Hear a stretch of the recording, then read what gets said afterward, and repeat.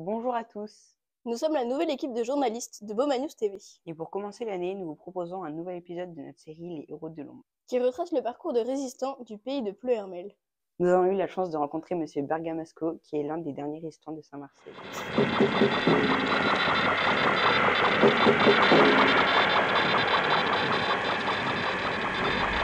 Ici, l'ombre. Éviter ou rompre le combat, à savoir vous disperser pour vous reformer aussitôt en vue de harceler l'ennemi à peu d'escience ou au moment venu.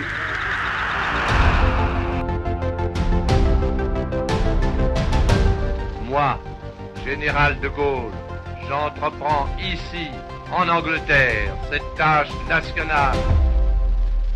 J'invite tous les Français qui veulent rester libres à m'écouter et à me suivre.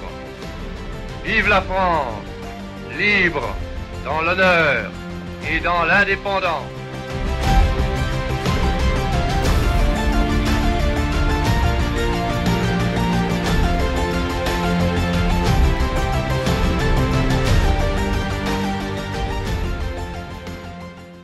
Il a écouté bien 99 ans, mais ses souvenirs sont toujours très nets.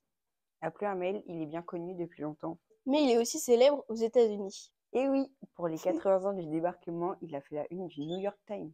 C'était très impressionnant de le rencontrer et de l'entendre.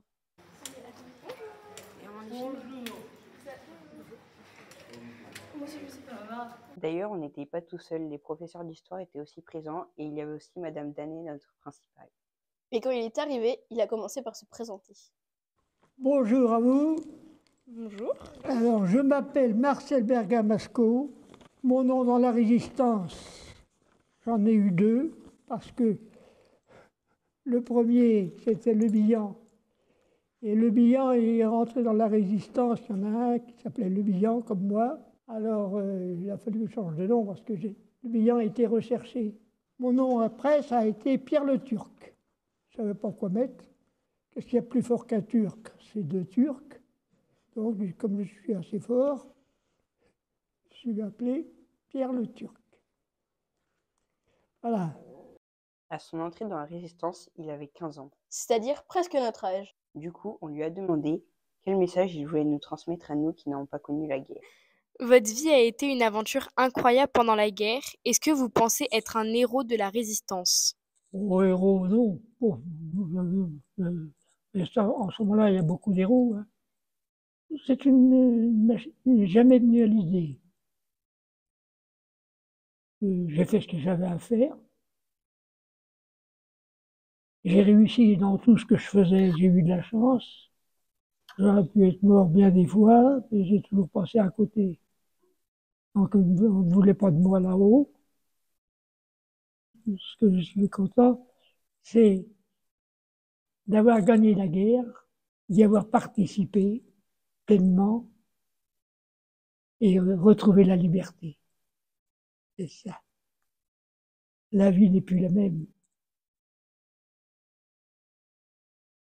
Et quel message vous voudriez nous transmettre à nous qui n'avons pas connu la guerre? Ah, ben, le message, c'est de rester groupé et puis de faire attention quand on vote, ne pas voter pour des gars qui vous entraînent à vous battre. Sans entente entre nous, on n'arrivera jamais. Eh bien, merci beaucoup pour cette interview. Oui.